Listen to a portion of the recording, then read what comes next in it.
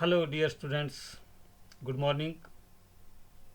आशा है आप घर पर सुरक्षित और अच्छे से होंगे।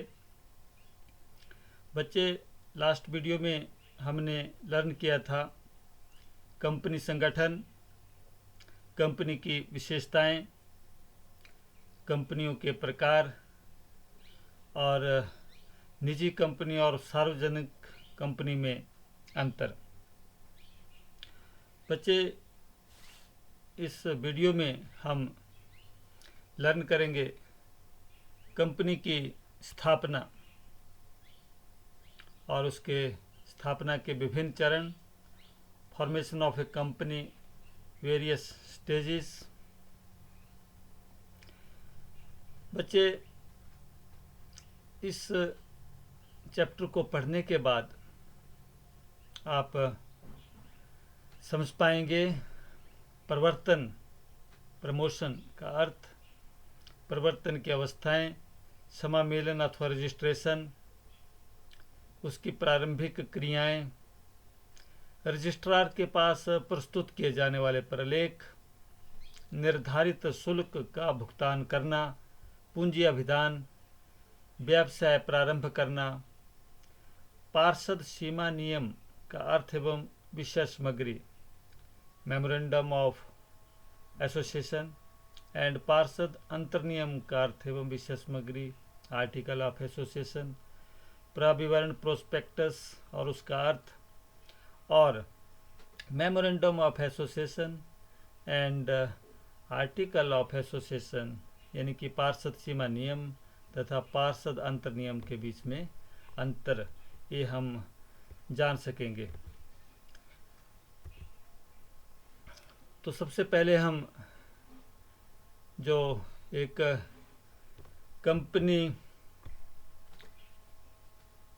के स्थापना के विभिन्न जो चरण हैं, वो चरण हैं परिवर्तन, प्रमोशन, उसके बाद समामेलन अथवा रजिस्ट्रेशन, इनकॉर्पोरेशन और रजिस्ट्रेशन, और फिर उसके बाद व्यवसाय प्रारंभ करना। तो हम इसको वन बाय वन लर्न करेंगे। सबसे पहले है प्रमोशन, प्रवर्तन।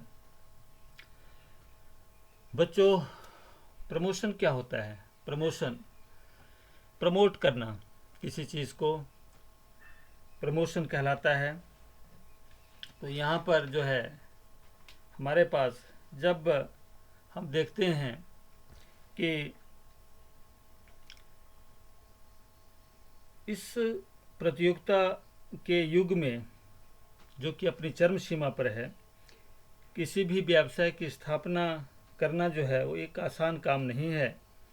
जो व्यक्ति अथवा व्यक्तियों का जो समूह है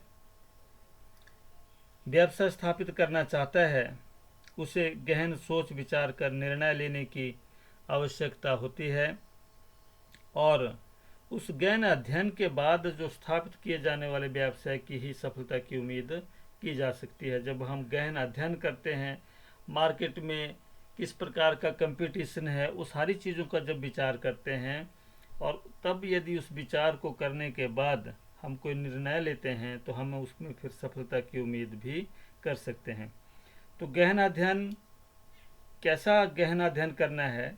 तो उसमें व्यवसाय का प्रकार, उसका आकार, स्थान, उसका स्वामित्व, उसकी पूंजी इत्यादि के बारे में जो है वो किया जाना होता है।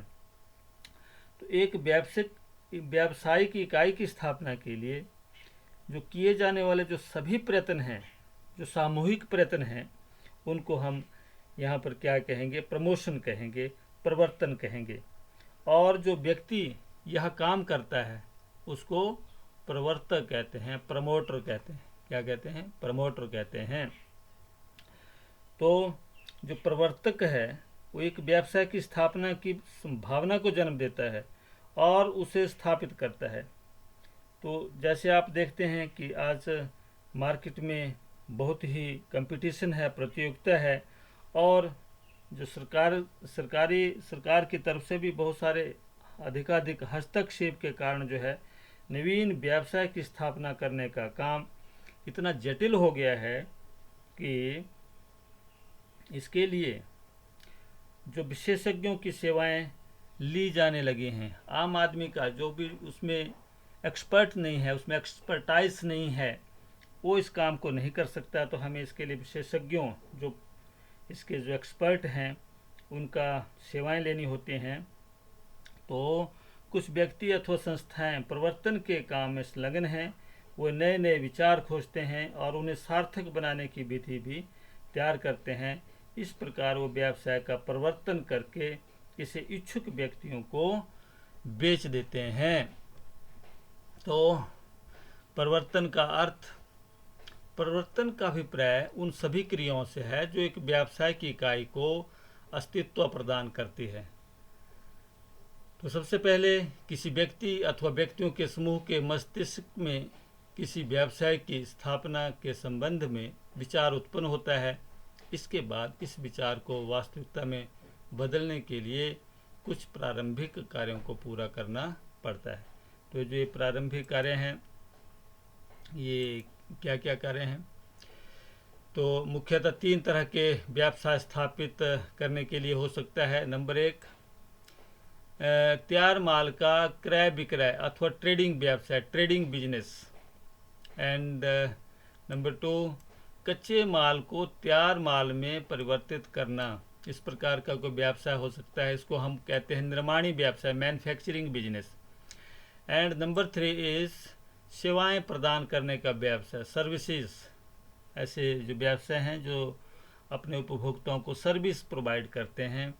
इस प्रकार की ये 3 जो हैं, ये विचार जो हैं, ये एक प्रमोटर्स के की सहायता हम इनको स्थापित करने में कर सकते हैं।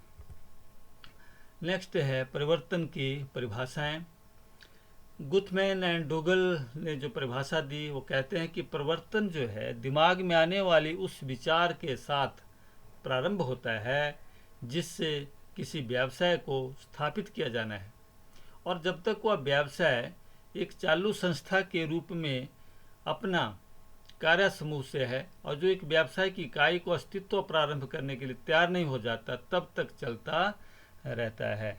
यानी कि गुथमैन कहते हैं कि जो व्यवसाय है उसको स्थापित किया जाना है, तो ये क्या है, ये एक प्रमोशन के जो एक प्रमोटर है उसके विचार के साथ जो है, और बिगिनिंग ऑफ हिज थॉट, उसके विचार से जो है प्रारंभ होता है जो प्रमोशन है। और ये तब तक, उसका जो एंड कब तक होगा, जब तक वो व्यवसाय की इकाई को अस्तित्व प्रारंभ करने के लिए तैयार नहीं हो जाता, तो तब तक ये चलता रहता है।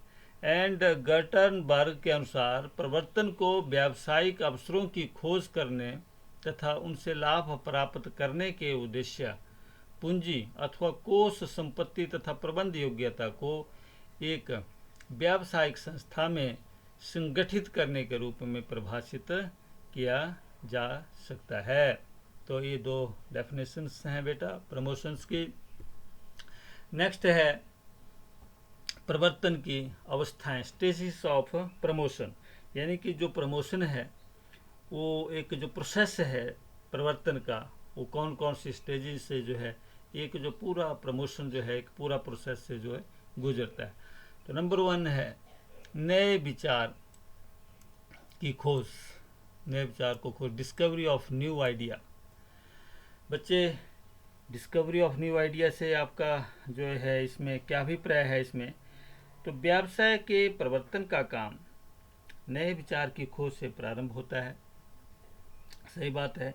और एक नया व्यवसाय प्रारंभ करने का विचार कैसे आएगा? जब बाजार में किसी विशेष वस्तु की लगातार पूर्ति में कमी को देखकर उत्पन्न हो सकता है। जब हम सोचते हैं कि कोई कंपनी कोई ऐसा प्रोडक्ट, कोई कुछ ऐसा तैयार किया जाए, तो कैसे हम करेंगे? तो मार्केट में एक ऐसा सर्च करके कि मार्केट में किस चीज़ की ज़्यादा डिमांड है, किस चीज़ की ज़्यादा वस्तु की जो है ज़्यादा वो क्या है आवश्यकता है, तो उसकी पूर्ति में कमी को देखकर हम ऐसा विचार जो है हमारे मन में आ सकता है। अथवा किसी ऐसे उत्पाद से संबंधित हो सकता है जो पहले से बाजार में नहीं है।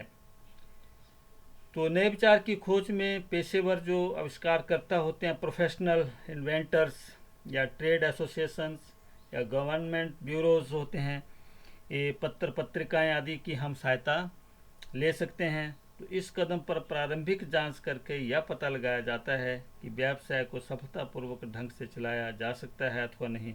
तो व्यवसाय की सफलता के बारे में संतुष्ट हो जाने पर ही आगे की कार्यवाही की जाती है। तो सबसे वेरी वेरी इम्पोर्टेंट है कि जो हमारा जो नया विचार है, जो नया जो खोज है, वो अच्छे से उसके ऊपर पूरा गहन अध्ययन किया जाना चाहिए, ताकि हमें जो ये अगली जो स्टेजेस हैं उनको करने में कोई कठिनाई भी नहीं आएगी, और जो हम नया जो खोज करेंगे उसका जो आने वाले समय में फिर हमें लाभ भी प्राप्त होगा, यदि हमने गहन विचार विमर्श के बाद इसको जो है तय किया है, डिसाइड किया है।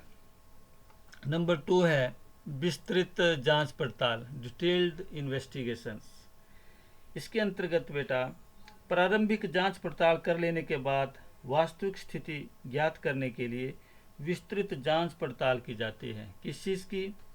इसके अंतर्गत हम संबंधित उत्पाद की बाजार में मांग, उसके कच्चे माल को जो है हमें कहाँ से मिलेगा, कच्चे माल की लागत क्या होगी, मशीनरी की आवश्यकता पड़ेगी, मशीनरी कहाँ से प्रोवाइड की जाएगी, प्रतियोगिता की जो संभावना है वो क्या क्या हो सकते हैं, उत्पाद की बिक्री का क्षेत्र, संभावित विक्रय मूल्य, संभावित जो लाभ हैं, संबंधित व्यवसाय के बारे में सरकारी नीति क्या हो सकती है, श्रमिकों की उपलब्धता कहाँ से होगी, पूंजी की आवश्यकता का जो अनुमान है, कितनी पूंजी इस प्रोजेक्ट में हमारी लग सकती है, और पूंजी हम प्राप्त कहाँ से करेंगे, और जो व्यवसाय है उसका आकार जो है कैसा होगा, कितना बड़ा होगा, और व्यवसाय का स्थान इत्यादि को सम्मिलित किया जाता है। ये सारी जो बातें हैं जो मैंने बताई, ये विस्तृत जांच पड़ताल जो है इसके अंतर्गत हम आएगी। इन सभी तथ्यों के बारे में विस्तृत विचार विमर्श करके एक रिपोर्ट तैयार की जाती है, जिसे प्रोजेक्ट रिपोर्ट कहते हैं। तो यह रिपोर्ट सरकार से लाइसेंस व वित्त प्राप्त करने में भी काम आती है। पूरी रिपोर्ट बनाई जाती है कि हम कौन सा काम करना चाहते हैं, किस प्रकार का आकार होगा, कितनी पूंजी की आवश्यकता होगी, और इस प्रोजेक्ट रिपोर्ट को हम सरकार को प्रस्तुत करते हैं। सरकार इन सभी बातों को जो मद्देनजर रख के उस प्रमोटर्स को लाइसेंस इत्यादि का जो काम है वो भी इसके आधार पर होता है, और रिपोर्ट में नए विचार के पक्ष में निर्णय दिया जाता है तो आगे की कार्यवाही की जाती है, अन्यथा इस विचार को यहीं पर ही छोड़ दिया जाता है और एक अन्य नए विचार की खोज प्रारंभ कर दी जाती है। तो ये जो प्रोसेस है विस्तृत जांच पड़ताल का, इसको करने के बाद यदि वो पास हो जाता है तो हम आगे बढ़ते हैं, नहीं तो फिर पुनः जो है इस प्रकार का खोज जो है करते हैं। ओके, नंबर 3 विभिन्न साधनों का एकत्रीकरण, असेंबलिंग डिफरेंट फैक्टर्स। बेटा इसके अंतर्गत हम जो प्रवर्तक हैं, जो प्रमोटर्स हैं, वो नए विचार के आधार पर स्थापित किए जाने वाले व्यवसाय की सफलता से संतुष्ट हो जाने के बाद उस विचार को वास्तविक रूप देने के लिए विभिन्न साधनों को एकत्रित करता है। ओके, एंड इसके लिए उसे क्या करना है, अनेक व्यक्तियों, विशेषज्ञों तथा संस्थाओं से संपर्क स्थापित करके उनसे अनुबंध करने होते हैं। ये अनुबंध कैसे हैं? कच्चे माल, भवन, मशीनरी आदि के संबंध में किए जाते हैं। ओके, एंड नंबर 4 है वित्त व्यवस्था। बहुत वेरी वेरी इंपॉर्टेंट जो फैक्टर है, स्टेज है परिवर्तन की। बच्चे प्रत्येक व्यवसाय को प्रारंभ करने से पूर्व उसके लिए पर्याप्त पूंजी उपलब्ध कराना जरूरी होता है, एंड इस कार्य के लिए क्या करेंगे, फाइनेंशियल प्लानिंग तैयार की जाती है, वित्त नियोजन तैयार किया जाता है, और इसके अंतर्गत कुल आवश्यक पूंजी की मात्रा, पूंजी के विभिन्न स्रोत, पूंजी एकत्रित करने का समय आदि निश्चित किए जाते हैं। यदि पूंजी अंश अथवा ऋण पत्र जारी करके प्राप्त की जाती है तो अंशों अथवा ऋण पत्रों के प्रकार निश्चित किए जाते हैं। जो पूंजी है आपने शेयर से, डिवेंचर से, किस तरह से आप एकत्रित करेंगे। तो इस संबंधों में आपको बैंकों में अभिभावकों में अंडरराइटर्स होते हैं आदि से अनुबंध किए जाते हैं, और सार्वजनिक कंपनी की दशा में पूंजी निर्गमन संबंधी अन्य वैधानिक कार्यवाही को पूरा करना होता है। इस प्रकार पूंजी की व्यवस्था हो जाने पर व्यवसाय चालू अवस्था में आ जाता है, और यहीं पर जो है जब ये सारा जो चालू अवस्था में आ जाएगा तो जो प्रवर्तन का जो कार्य है वो समाप्त हो जाता है।